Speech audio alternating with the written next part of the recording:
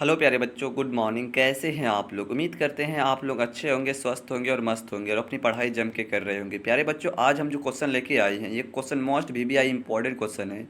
ये आपके board exam में डायरेक्ट क्वेश्चन देखने को मिलेंगे। प्यारे बच्चों, अगर आप चाहते हैं कि क्लास 11th में हम वो भी पॉलिटिकल साइंस में 40 नंबर उठाना चाहते हैं, तो इस वीडियो को पूरा देखिएगा और ध्यानपूर्वक देखिएगा। तो चलिए प्यारे बच्चों, आज का क्लास हम शुरू करते हैं। तो क्वेश्चन नंबर 1 क्या बोल रहा है कि किनके विचार हैं कि प्राकृतिक असमानता को दूर नहीं किया जा सकता। तो किनके ये विचार हैं कि प्राकृतिक असमानता को दूर नहीं किया जा सकता है? तो ये रूसो का विचार है। किसका? रूसो का। ऑप्शन नंबर ए इसका राइट आंसर हो जाएगा, रूसो। आगे देखते हैं क्वेश्चन नंबर 2 क्या बोल रहे हैं। क्वेश्चन नंबर 2 बोल रहा है कि फ्रांसीसी क्रांतियों का क्या नारा था। तो फ्रांसीसी क्रांतिकारियों का क्या नारा था? तो स्वतंत्रता भी था इसका नारा, समानता भी था और भाईचारा भी था। तो इसका राइट आंसर हो जाएगा ऑप्शन नंबर डी, इनमें से सभी। आगे देखते हैं आगे क्वेश्चन नंबर 3 क्या बोल रहा है। क्वेश्चन नंबर 3 बोल रहा है कि भारत में असमानता नहीं है। कहाँ पे असमानता नहीं है? नागरिकता में असमानता नहीं है। ऑप्शन नंबर डी इसका राइट आंसर हो जाएगा, नागरिकता में। आगे देखते हैं क्वेश्चन नंबर 4 क्या बोल रहा है। क्वेश्चन नंबर 4 बोल रहा है कि कानून के सम्मुख समानता का अधिकार निम्न में क्या है। क्वेश्चन नंबर 4 बोल रहा है कि कानून के सम्मुख समानता का अधिकार क्या है? नागरिक अधिकार है। इसका क्या हो जाएगा? नागरिक अधिकार। ऑप्शन नंबर 20 का राइट आंसर हो जाएगा, नागरिक अधिकार। प्यारे बच्चों, सारे question most VBI important question, इसीलिए इसको ध्यानपूर्वक देखिएगा। आगे देखते हैं क्वेश्चन नंबर 5 क्या बोल रहे हैं कि भारतीय संविधान के किस अनुच्छेद में कहा गया है कि कानून के समक्ष सभी व्यक्ति समान हैं। तो यह आर्टिकल 14 में क्या गया है? किसमें? आर्टिकल 14 यानी अनुच्छेद 14 में कहा गया है। ऑप्शन नंबर ए इसका राइट आंसर हो जाएगा, अनुच्छेद 14। आगे देखते हैं क्वेश्चन नंबर 6 क्या बोल रहा है कि राजनीतिक समानता की सर्वश्रेष्ठ गारंटी है। क्या बोल रहा है कि राजनीतिक समानता की सर्वश्रेष्ठ गारंटी है लोकतंत्र। क्या है? लोकतंत्र। ऑप्शन नंबर ए इसका राइट आंसर हो जाएगा, लोकतंत्र। आगे देखते हैं क्वेश्चन नंबर 7 क्या बोल रहा है कि बुद्धिमान या मूर्ख होना किस प्रकार की समानता है। तो बुद्धिमान या मूर्ख होना किस प्रकार की असमानता है? तो प्राकृतिक असमानता है। कैसी? प्राकृतिक असमानता। ऑप्शन नंबर ई इसका राइट आंसर हो जाएगा, प्राकृतिक असमानता। आगे देखते हैं क्वेश्चन नंबर 8 क्या बोल रहा है कि समानता का युद्ध क्या अर्थ है? समानता का युद्ध अर्थ है कि कानून की दृष्टि में सभी समान हो। क्या है समानता का युद्ध का अर्थ? कानून की दृष्टि से सभी समान हो। तो ऑप्शन नंबर ए इसका राइट आंसर हो जाएगा, कानून की दृष्टि से सभी समान हो। आगे देखते हैं क्वेश्चन नंबर 9 क्या बोल रहा है कि एक व्यक्ति एक वोट का सिद्धांत किससे संबंधित है। तो एक व्यक्ति एक वोट का सिद्धांत किससे संबंधित है? राजनीतिक समानता से। किससे? राजनीतिक समानता से संबंधित है। ऑप्शन नंबर 20 का राइट आंसर हो जाएगा, राजनीतिक समानता। आगे देखते हैं क्वेश्चन नंबर 10 क्या बोल रहा है कि राजनीतिक समानता की सर्वश्रेष्ठ गारंटी है। तो राजनीतिक समानता की सर्वश्रेष्ठ गारंटी लोकतंत्र है। क्या है? लोकतंत्र। ऑप्शन नंबर ए इसका राइट आंसर हो जाएगा, लोकतंत्र। आगे देखते हैं क्वेश्चन नंबर 11 क्या बोल रहा है कि स्वतंत्रता तथा समानता एक दूसरे की विरोधी है। यह कथन किसका है? तो क्या बोल रहा है क्वेश्चन नंबर 11, स्वतंत्रता तथा समानता एक दूसरे की विरोधी है, यह कथन किसका है? तो लॉर्ड एक्टन का है। किसका? लॉर्ड एक्टन का। ऑप्शन नंबर ए इसका राइट आंसर हो जाएगा, लॉर्ड एक्टन। आगे देखते हैं क्वेश्चन नंबर 12 क्या बोल रहा है। क्वेश्चन नंबर 12 बोल रहा है कि भारत की किस श्रेणी में रखा जाता है। तो भारत को हो जाएगा, टाइपिंग मिस्टेक है। तो भारत को किस श्रेणी में रखा जाता है? तो विकासशील देश की श्रेणी में रखा जाता है। किस देश की श्रेणी में? विकासशील देश की श्रेणी में। तो ऑप्शन नंबर 20 का राइट आंसर होगा, विकासशील देश की श्रेणी में। प्यारे बच्चों, ये क्वेश्चन मोस्ट VBI इंपॉर्टेंट है, 12 नंबर, इसको ध्यानपूर्वक देखिएगा। आगे देखते हैं क्वेश्चन नंबर 13 क्या बोल रहे हैं। इंग्लैंड में फेबियन समाज की स्थापना कब हुई थी। तो इंग्लैंड में फेबियन समाज की स्थापना कब हुई थी? तो 1884 में हुई थी। कब? 1884 में। ऑप्शन नंबर 20 का राइट आंसर हो जाएगा, 1884 ईस्वी। आगे देखिए क्वेश्चन नंबर 14 क्या बोल रहा है। राजनीतिक विकास की धारणा मुख्यतः किस परंपरा की देन है। तो राजनीतिक विकास की धारणा मुख्यतः किस परंपरा की देन है? उदारवादी का। किसका? उदारवादी का। ऑप्शन नंबर डी का राइट आंसर हो जाएगा, उदारवादी। आगे देखते हैं क्वेश्चन नंबर 15 क्या बोल रहा है कि भारत ने नेहरू के नृत्य में विकास के किस प्रतिमा को अपनाया है। तो विकास की किस प्रतिमा को अपनाया है? लोकतांत्रिक समाजवाद को अपनाया है। किसको? लोकतांत्रिक समाजवाद को। ऑप्शन नंबर सी का राइट आंसर का लोकतांत्रिक समाजवाद। आगे देखते हैं क्वेश्चन नंबर 16 क्या बोल रहे हैं कि बाजार अर्थव्यवस्था किस पर आधारित होता है। तो बाजार अर्थव्यवस्था किस पर आधारित होता है? तो मुक्त व्यापार पर। किस पर? मुक्त व्यापार पर आधारित होता है। ऑप्शन नंबर सी का राइट आंसर हो जाएगा, मुक्त व्यापार। आगे देखिए क्वेश्चन नंबर 17 क्या बोल रहा है कि किसका धारणा प्रकृति का शोषण होना चाहिए, किसके आधार पर प्रकृति का शोषण होना चाहिए, शोषण नहीं। तो ये किसका कथन है, तो ये विकास सॉरी क्या बोल रहा है क्वेश्चन नंबर 1 कि किसका किसका आधार प्रकृति का शोषण होना चाहिए, शोषण नहीं। तो ये विकास का है, किसका, विकास का। ऑप्शन नंबर सी इसका राइट आंसर है विकास।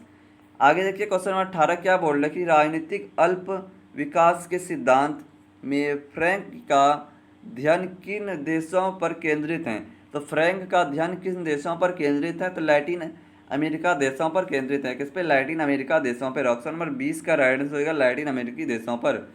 आगे देखिए क्वेश्चन नंबर 19 क्या बोल रहे हैं कि भारत में चिपको आंदोलन का जन्म हुआ। तो भारत में चिपको आंदोलन का जन्म हुआ था वन क्षेत्र को बचाने हेतु। किसको, वन क्षेत्र को बचाने हेतु। ऑप्शन नंबर सी इसका राइट आंसर होगा ऑप्शन नंबर सी चिपको आंदोलन। क्वेश्चन नंबर 20 के क्या बोल रहा है कि 1991 की विश्व बैंक रिपोर्ट के अनुसार विकास का लक्ष्य है कि जीवन की गुणवत्ता बढ़ाई जाए। क्या है, जीवन की गुणवत्ता को बढ़ाई जाए। ऑप्शन नंबर डी इसका राइट आंसर रहेगा जीवन की गुणवत्ता को बढ़ाई जाए।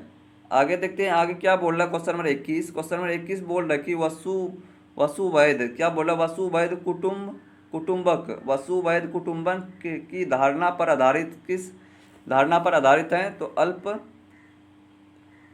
कल्याणकारी राज्य पर आधारित है। किस पे, कल्याणकारी राज्य पर। ऑप्शन नंबर ए इसका राइट आंसर हो जाएगा कल्याणकारी राज्य पर।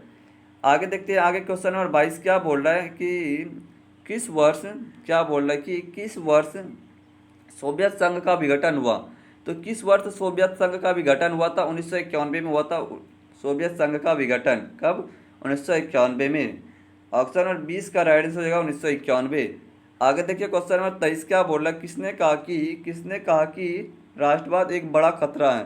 तो किसने कहा कि राष्ट्रवाद एक बड़ा खतरा है, तो रविंद्रनाथ टैगोर ने कहा था। किसने, रविंद्रनाथ टैगोर ने। ऑप्शन नंबर डी इसका राइट आंसर होगा रविंद्रनाथ टैगोर। आगे देखिए क्वेश्चन नंबर 24 क्या बोल रहा है कि साम्राज्य के पतन में कौन मुख्य जिम्मेदार है। तो साम्राज्य के पतन में राष्ट्रवाद मुख्य जिम्मेदार है। कौन, राष्ट्रवाद। ऑप्शन नंबर सी इसका राइट आंसर होगा राष्ट्रवाद। आगे देखते हैं क्वेश्चन नंबर 25 क्या बोल रहा है कि भारत में राष्ट्रवाद का उदय किस सदी में हुआ। तो भारत में राष्ट्रवाद का उदय किस सदी में हुआ था, 19वीं सदी में हुआ था। कब, 19वीं सदी में। ऑप्शन नंबर 20 का राइट आंसर हो जाएगा 19वीं सदी। आगे देखिए क्वेश्चन नंबर 26 क्या बोल रहा है कि किस शताब्दी में एशिया व अफ्रीका में साम्राज्यवाद का पतन हुआ। तो कब हुआ था साम्राज्यवाद का पतन, तो 20वीं सदी में हुआ था। कब, 20वीं सदी में। ऑप्शन नंबर सी इसका राइट आंसर होगा 20वीं में। आगे देखिए क्वेश्चन नंबर 27 क्या बोल रहा है राज्य के कितने प्रमुख तत्व है। तो 4 तत्व है। राज्य के कितने प्रमुख तत्व हैं, 4। ऑप्शन नंबर ए इसका राइट आंसर होगा 4। आगे देखिए क्वेश्चन नंबर 28 क्या बोल रहा है कि उग्र राष्ट्रवाद किसका समर्थन करता है। तो उग्र राष्ट्रवाद अहिंसा का समर्थन करता है। किसका, अहिंसा का। ऑप्शन नंबर डी इसका राइट आंसर हो जाएगा अहिंसा। आगे देखिए क्वेश्चन नंबर 29 क्या बोल रहा है कि किस राष्ट्रवाद ने यह आग्रह किया कि जाति राष्ट्र राज्य के ऊपर है। तो ये किसने कहा था, तो जर्मन राष्ट्रवाद ने कहा था। किसने, जर्मन राष्ट्रवाद ने। ऑप्शन नंबर डी इसका राइट आंसर होगा जर्मन राष्ट्रवाद। आगे देखिए क्वेश्चन नंबर 30 क्या बोल रहा है कि इनमें से कौन सर्वश्रेष्ठ राष्ट्रवाद है। तो उदारवादी राष्ट्रवाद सर्वश्रेष्ठ है। कौन सा, उदारवादी राष्ट्रवाद सबसे सर्वश्रेष्ठ है। ऑप्शन नंबर डी इसका राइट आंसर हो जाएगा। आगे देखिए क्वेश्चन नंबर 31 क्या बोल रहा है कि 1871 ईस्वी में किन राज्यों का राष्ट्रीय एकीकरण हुआ। तो कब हुआ था, 1871 में किन राज्यों का एकीकरण हुआ था। तो इटली व जर्मनी को हुआ था। किसका, इटली व जर्मनी का। ऑप्शन नंबर ए इसका राइट आंसर हो जाएगा इटली व जर्मनी।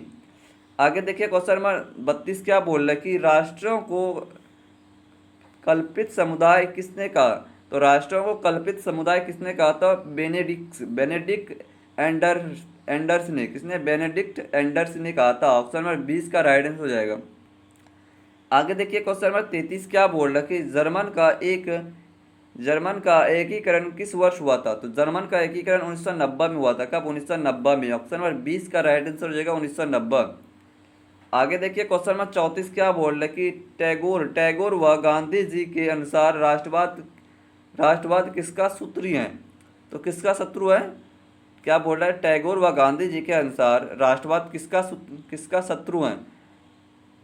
तो इसका हो जाएगा समानता, स्वतंत्रता, बंधुता, इनमें से कोई नहीं। इसका right answer option number D, इनमें से कोई नहीं। आगे देखते हैं आगे क्या बोल रहा है। क्वेश्चन नंबर 35 क्या हो जाएगा कि गैलेनर ने किस वर्ष राष्ट्रवाद को आधुनिकीकरण की प्रक्रिया से जोड़ा?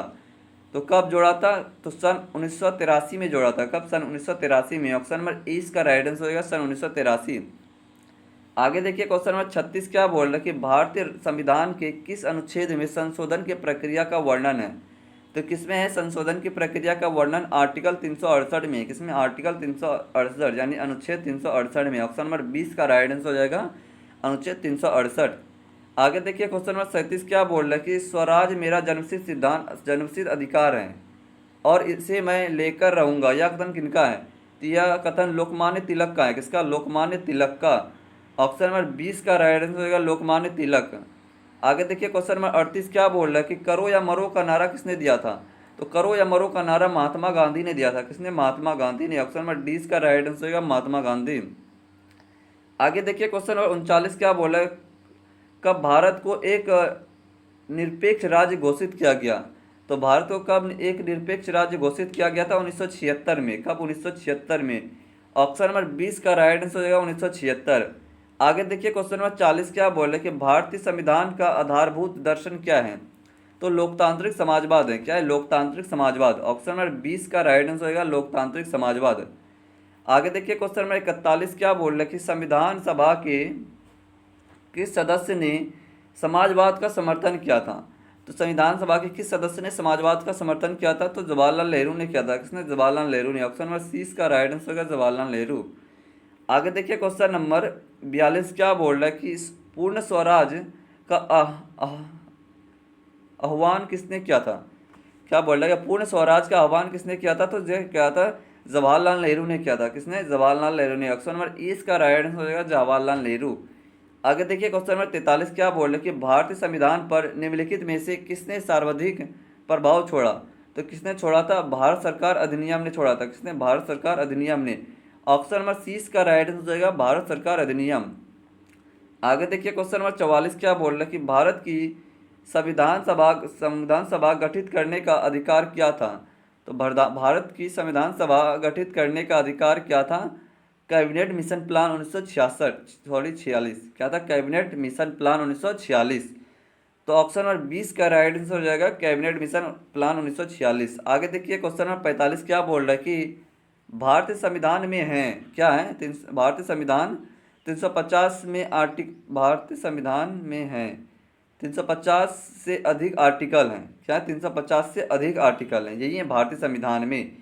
तो ऑप्शन नंबर 20 का राइट आंसर हो जाएगा। प्यारे बच्चों, ये था आपके पॉलिटिकल साइंस के टॉप 45 एमसीक्यू क्वेश्चन, जो कि आपके बोर्ड एग्जाम की दृष्टि से बहुत ही इंपॉर्टेंट होने वाला है। अगर आप इसको देख लेते हैं तो हमें नहीं लगता है कि आपके बोर्ड एग्जाम में इससे बाहर एक भी क्वेश्चन जाएगा। मिलते हैं इसी तरह के दूसरे वीडियो में, तब तक के लिए जय हिंद, वंदे मातरम।